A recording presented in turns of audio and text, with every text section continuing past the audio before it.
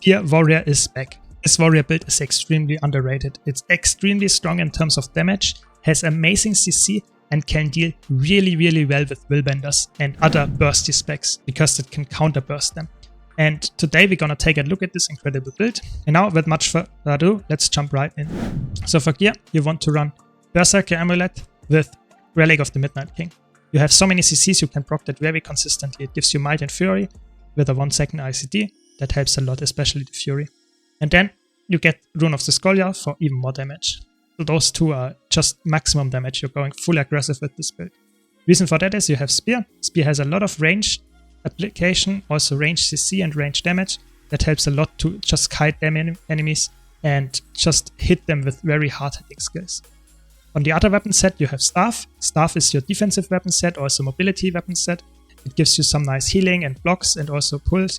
It's really nice. So on the Staff you want to run Energy and Cleansing just for more defense. And on your Spear you want to run Intelligence and Battle for more aggressive gameplay. This is, I would say, set in stone. There's not too much you can change about the gear. If you want to see more content like this, don't forget to subscribe. But now to the traits. So for the traits you run Strength, Discipline and Spellbreaker. So Strength gives you a lot of damage. Just some might and damage on dodge. Burst skills gives you endurance back, some nice utility here, and to get some more power and some crit chance. That's quite nice. And more importantly, your physical skills now give you some more strike damage. That helps a lot because your physical skills are your setup skills already. So no more damage after that you use them. Perfect. This trait gives you a lot of vitality and ferocity, just baseline. That's really strong. So this trait is a viable choice also because this trait apparently is bugged currently. So it always works. So this is then a better option. But as soon as it gets fixed, this is the best option here. And then we have Aggressive Onslaught. Just very strong when you CC an enemy. You get Quickness and Might. And you move faster while you have Quickness. So this is really strong on this build. You have so many CCs that you have a lot of Quickness and you can just burst them really fast. Really strong. Very important on this build. Then you have Discipline. Just some Adrenaline on weapon swap. Faster weapon swapping and Might. Really strong. And burst skills get reduced recharge. Your burst skills, especially your Spear burst skill, hits really hard. It's the best skill on this weapon. So really strong. Then you move faster with melee weapons. And you have immobilized removal on your movement skills. You have a lot of them, so really nice. Then you deal more damage per boon on your target. It's just a lot of damage. And more damage on your burst skills. But more importantly, they restore a portion of adrenaline spend, so you can them spam more often. And you also give swiftness, so helps a little with the movement speed. Then Spellbreaker, you get access to your full counter. Really strong skill, defensive but also offensive skill. Just some nice block, use it off cooldown. It will also reset your F1 skill, so always try to use your F1 first and then your full counter to reset your F1 again. Really strong. Then you get some nice boon removal when you CC enemies, helps sometimes. And then you get some more Attacker's Insight stacks that help with power, precision and ferocity whenever you disable a foe or remove a boon. Helps a lot with damage. And then just even more damage, more crit damage. Then just more adrenaline generation with this trait.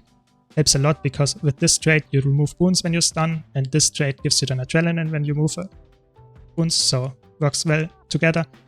And then lastly you get Mage Band Header. Hitting an enemy with a burst skill every 12 seconds will apply a Mage Band Header to them. That helps a lot with not only getting might and revealing them, but also if they run away from you, they get pulled in if they don't have stability, and you can use that at your advantage and set up, for example, burst skill, another one to hit.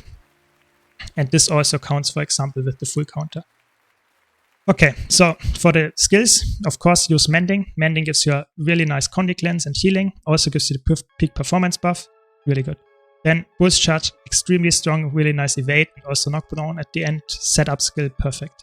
Then very good condition remove. You don't have that many Condi Cleanses on this build except for the healing skill, so this is a nice Condi Cleanse. Also Stun Break, really strong. Also for your allies, so maybe you can make that use, but I would say most of the time you should be using it for yourself. And then Stolyak Signet just passively reduces incoming damage, but more importantly, this is Stun Break and gives you some nice stability when you use it, so to get maybe out of a ring of warding or something like that, to get out of sticky situation, and also heals you. And lastly, you have Rampage, the third skill and the auto tag actually hit quite hard, so always use them, not only to disengage or re-engage, but also to just deal a lot of damage, and you get a lot of quickness with all of your skills because of all of them almost CC, and that procs the trait that gives you quickness, so really strong. So combo potential, of course, is with the Pulse Charge to align, not only knock them down, but also gives quickness to, for example, land your Harass Toss. That's the best skill on your kit from the damage side, so always try to land this. All the ground target skills should be always hit. If you don't hit them, you deal a lot less damage, so you have to be really skilled with this. But not only this, but also the second skill and the third skill, all of those are ground targeted, so you have to be sure to hit them, and that helps a lot if the enemy is knocked down with the Pulse Charge. Of course, you can also combo it with Rampage, so if you go in with Pulse Charge and then Rampage them, they get, I would say, almost 20k damage in a short amount of time, because you have so many skills that you can combo with the CC of the 3-second knockdown and the CC of Rampage. As well as the 4th skill, of course, if you can land it, really nice. This is a nice setup skill as well, has very long range and is also applying Immobilize, so really, really strong. And this is a nice evade, while still giving you a knockback, so helps a lot. It's really overloaded, this skill, and yeah, use it wisely. It can also be used to, for example, knock a body off point, so really, really strong. And again, like I said, reset your F1 skill with the full counter to get even more damage, and this has a really, really strong hitting skill from range, so if you can use that in conjunction with your CC skills, it will always deal a lot of damage. The staff is a defensive set, some nice mobility on 2 and 3 and healing. The 4th skill is some nice pull. The 4th skill is really important. It's quite hard to land if you use it normally, because you can't realign it, but you can use, for example, about face and swap the direction in that you cast it. So then it's quite actually easy to land. So you run away, cast it, and swap in the last second around, and you will pull the enemy in that were standing behind you. Otherwise, it wouldn't work with retargeting. So really, really strong. And that can set up, for example, a Pulse Charge or weapon swap into Harass Toss with Intelligence Sigil, will deal 8k damage or something. That's really nice. And then lastly, we have a nice block and healing. And of course, the F1 gives you some more nice healings as well. So you can, of course, also reset this one, but this is the defensive one. So try to use your full counter either as an aggressive tool or a damage mitigation tool. And of course, you can also use it as a defensive tool to reset your staff F1.